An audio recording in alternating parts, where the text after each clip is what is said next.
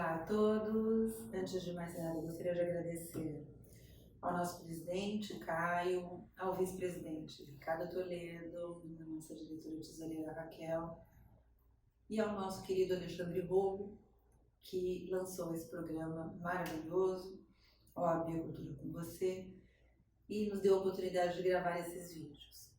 Teremos uma série de vídeos, mas gostaríamos de inaugurar esse vídeo que vai dar origem à série, apresentando para vocês um pouco do que é a ferramenta estratégica das práticas colaborativas, da nossa recém-lançada Comissão das Práticas Colaborativas, lançada em junho do ano passado, pela nossa nova gestão da OAB, e explicar um pouquinho para vocês o que é essa ferramenta negocial e dialógica das práticas colaborativas.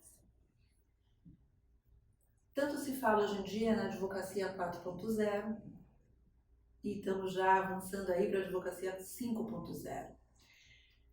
A advocacia 4.0, como muitos já sabem, traz aí a automatização de tarefas, a advocacia massificada sendo transformada através da tecnologia, das legal techs, das law techs, e os serviços, os honorários sendo trazidos de forma inovadora, o mundo sendo automatizado, as decisões sendo automatizadas, as pesquisas sendo automatizadas, e dentro desse espaço, o que a gente faz? Existe espaço ainda para o advogado? Existe espaço ainda para os serviços advocatícios? Muito. Mas o que é valorizado hoje dentro da advocacia? O que o advogado tem que prestar de serviço? E aí entra a humanização da advocacia. Nunca foi tão importante o serviço humano, o que realmente o advogado traz. Qual é o diferencial hoje do advogado? É o que ele presta de serviço no âmbito humano. E a OAB está atenta a isso. A OAB está atenta não só a essa tecnologia, a todo esse mundo tecnológico, a toda essa inovação tecnológica que o mundo da tecnologia e da advocacia 4.0 traz. Então está aí com as novas comissões de startups, está aí bastante antenada com novos eventos na área de coaching, está aí falando com a jovem advocacia, está aí falando muito com todas essas inovações. A área de tecnologia nunca foi tão falada, está aí antenada com as plataformas online, mas também está inovando nas velhas comissões da advocacia dentro da área da mediação e criando novas comissões, como o direito sistêmico, como as práticas colaborativas, a justiça restaurativa, entre outras comissões dentro dessa área humana, dentro dessa área que traz a advocacia dentro dessa vertente humana e dentro dessa área negocial, dessa área tão importante dentro do direito.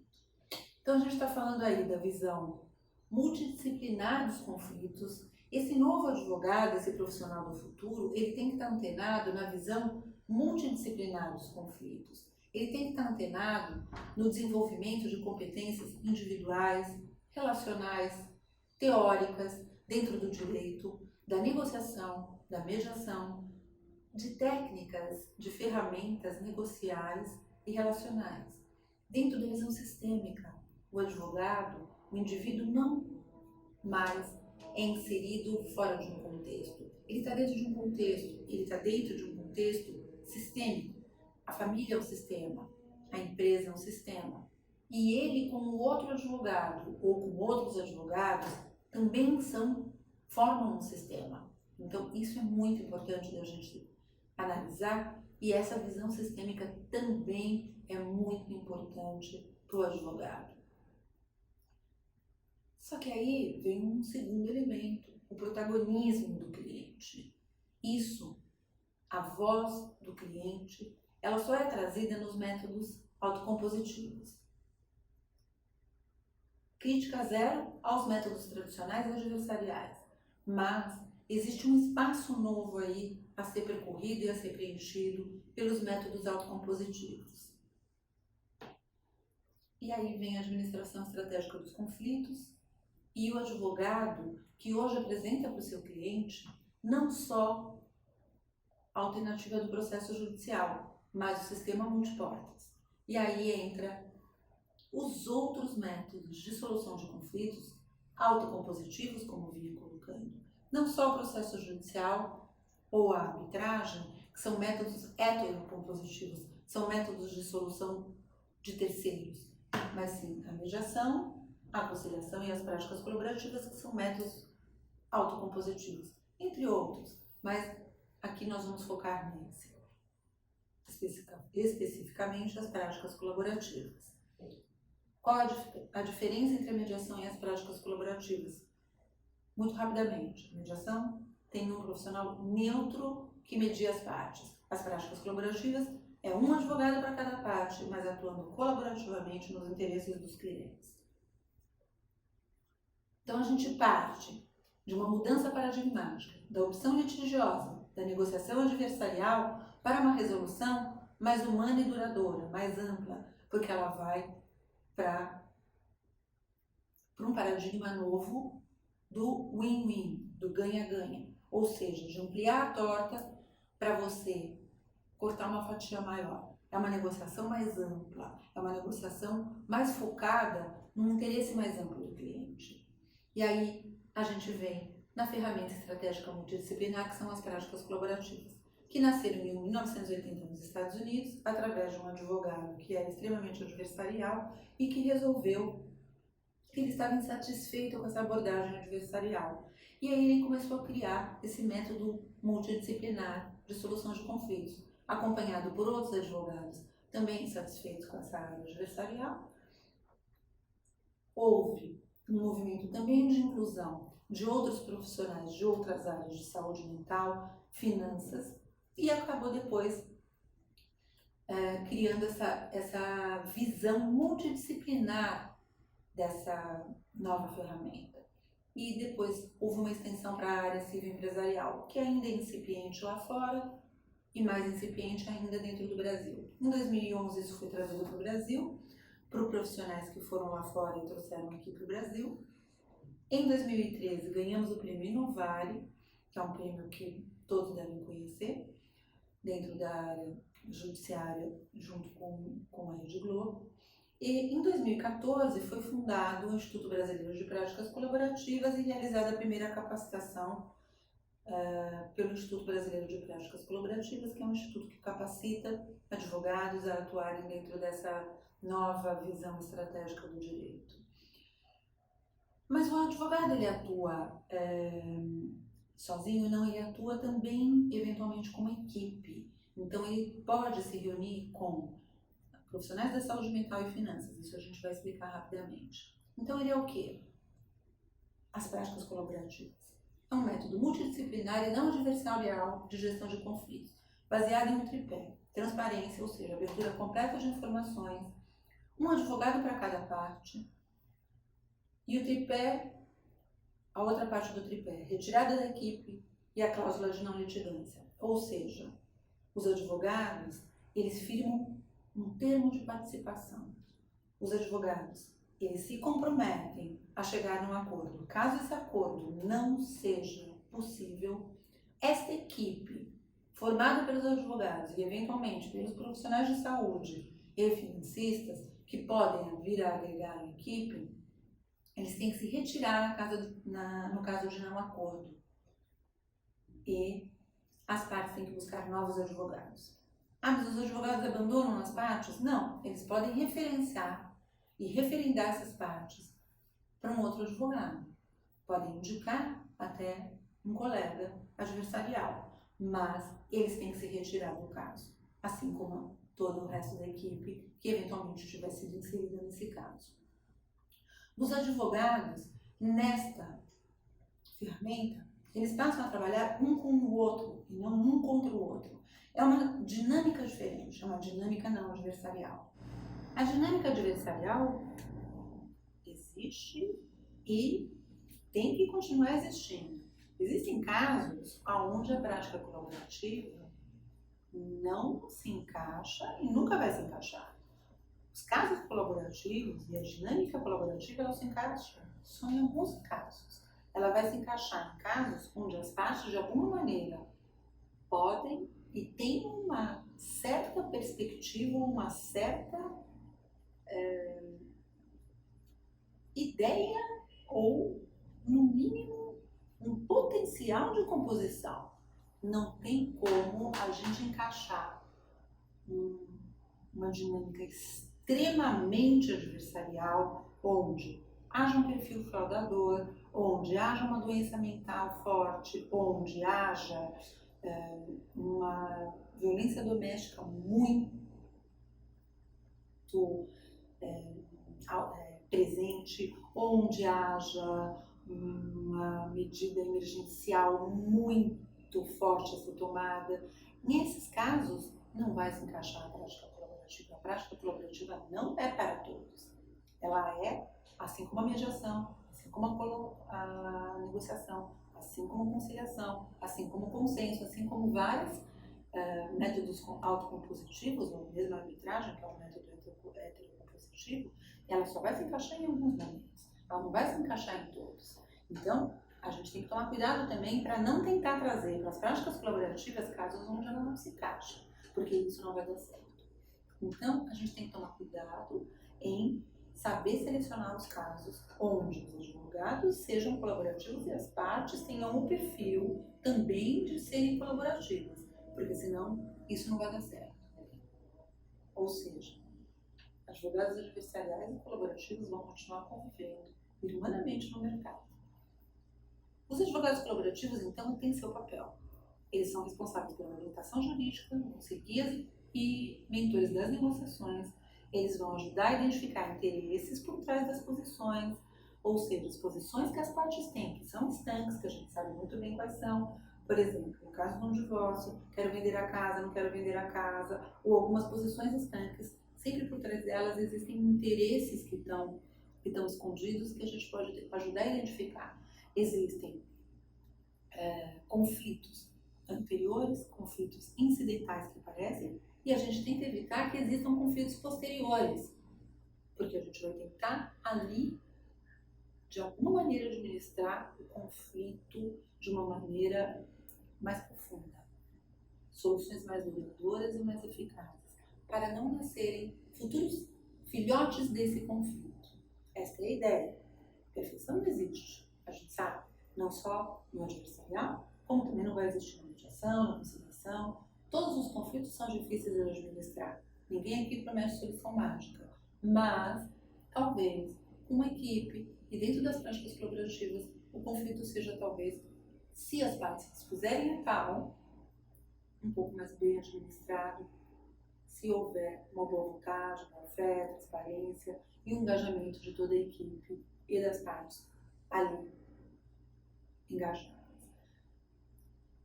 Auxiliam nas buscas, então, de soluções mútuas e de benefício mútuo para as partes e, obviamente, também para a equipe.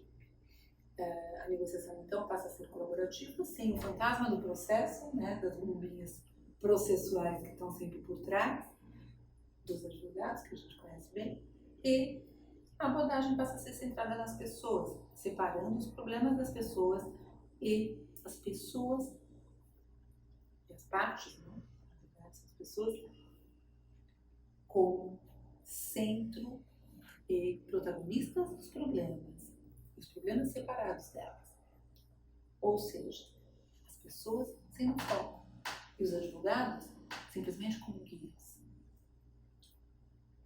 Os advogados se cercam, então, de outros profissionais da saúde, como eu falei, que a gente chama de coaches, o neutro infantil, que seriam os coaches que ficam dedicados aos filhos, voltando ao exemplo do divórcio, como a gente tinha colocado, os neutros infantis ou de adolescentes cuidam do emocional das crianças ou dos adolescentes envolvidos naquela questão do divórcio, e podem entrar neutros financeiros que cuidam das finanças da família. Os coaches, quem são? Profissionais da saúde mental. Traremos ali duas coaches que vão conversar um pouquinho com vocês sobre o papel das coaches, então não vamos estender nisso. Eles vão cuidar da emoção, do emocional e da comunicação dessa família em conflito. De novo, focando na questão familiar no divórcio, que é o exemplo que nós estamos dando. Pode ser um coach para cada parte e mais um coach para o filho se houver filhos envolvidos, ou pode ser um coach único para toda a família. Cada caso é um caso, isso é tailor-made. Cada família vai eleger o melhor modelo. Precisa da equipe toda? Não necessariamente, mas para mim a grande riqueza do trabalho colaborativo é poder ter a equipe. O neutro financeiro vai fazer a organização e análise das informações financeiras, vai fazer a projeção de cenários, o nivelamento das informações que são contidas ali na parte financeira da família, vai entender o significado emocional daquela parte financeira e vai olhar com um viés um pouco diferente dos financeiros que hoje existem e das informações financeiras que estão disponíveis, que são normalmente informações numéricas, tabelas de Excel, vai olhar de uma maneira imparcial e um pouquinho mais humanizada para aquela parte financeira. As coaches agora vão entrar e vão falar um pouquinho com vocês e a gente vai finalizar. Olá, meu nome é Fabiana Herdar, sou psicóloga, mediadora familiar e coach dos adultos ou terapeuta dos adultos dentro das práticas colaborativas. Eu venho para contar um pouco o papel deste profissional e trazer a sua importância e a qualidade da sua contribuição para o processo das práticas colaborativas.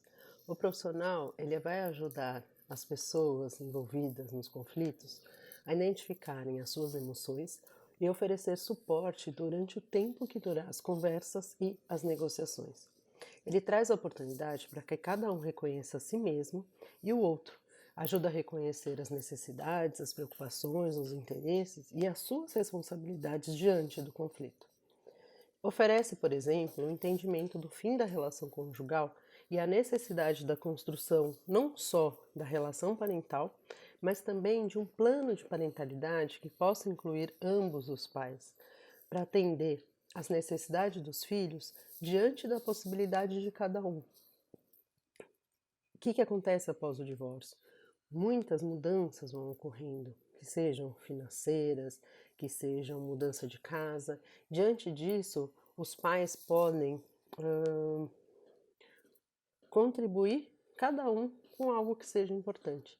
Então, em relação à escola, quem busca, quem leva, em relação à saúde e à própria convivência, como é que isso pode ir se construindo. Um outro ponto importante é que ele também vai ajudar a cuidar das emoções ligadas às questões práticas relacionadas às decisões que precisam ser tomadas, tanto do âmbito jurídico como também do âmbito financeiro, que envolvem sentimentos e que precisam ser ressignificados. O profissional também vai poder contribuir com um plano individual de cada um dos participantes, pensando no futuro, como ele pretende organizar esse futuro. Ele também vai trabalhar junto aos pais envolvidos enquanto esse processo estiver em andamento, visando a construção do acordo nas questões emocionais e comportamentais relativas a cada um e todas as relações que estiverem envolvidas neste processo. É importante que aqueles que estejam envolvidos nesse processo percebam a importância de cada um, que todos sejam incluídos, que a voz de todos sejam incluídos. E este é um papel do coach dos adultos. Por isso, ele contribui também com a equipe. O cuidado que a equipe necessita para a construção da relação com essa família ou com as pessoas dessa empresa, é importante para que eles possam juntos vivenciar e compreender os conflitos que são pertencentes àquela família e que isso vai ocorrendo tanto entre as partes como também com a equipe. A própria equipe muitas vezes tem questões que precisam ser trabalhadas. E se essas questões não são trabalhadas na equipe, muitas vezes pode influenciar nesse trabalho com a família. Então, este cuidado, cuidar de quem cuida é muito importante. Olá, meu nome é Miriam Bobroff, sou psicóloga, terapeuta de família, mediadora e nas práticas colaborativas atuo como terapeuta do divórcio, também chamado por alguns como coach do divórcio. Todos sabemos que o casamento começa com a união de duas pessoas, onde as decisões são tomadas em conjunto.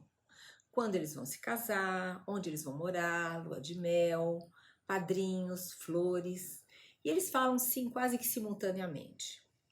Já no divórcio, o timing é totalmente diferente. Muitas vezes, um já vem elaborando essa possibilidade há algum tempo e o outro soube ontem. Esse processo gera muitas emoções, porque é a morte de um sonho, de um projeto que não deu certo, só perdendo para a perda de um ente muito querido.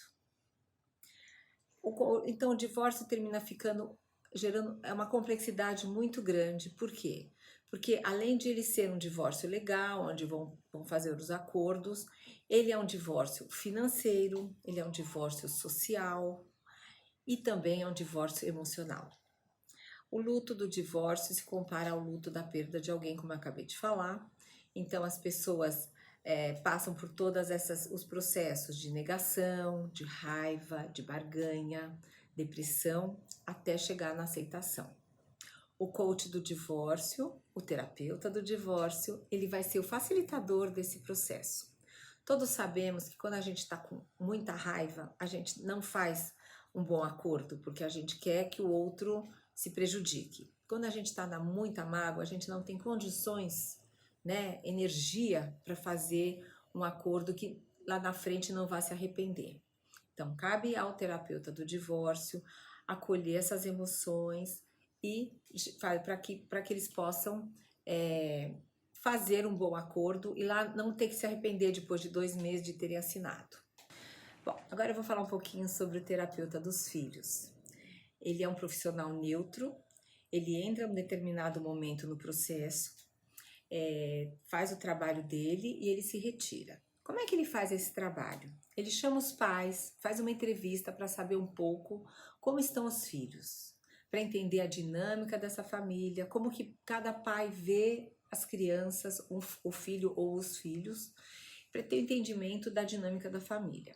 Logo em seguida, ele chama os filhos separadamente para entender como cada criança lida, quais são as necessidades, e muitas vezes ele chama todas as crianças juntas, e eu acho muito bonito esse processo, porque um pode contar para o outro como é que está vendo o divórcio dos pais, e às vezes um passa para o outro recursos que eles estão usando para lidar com esse momento difícil. Cada idade tem uma necessidade, cada idade tem um tipo de atendimento.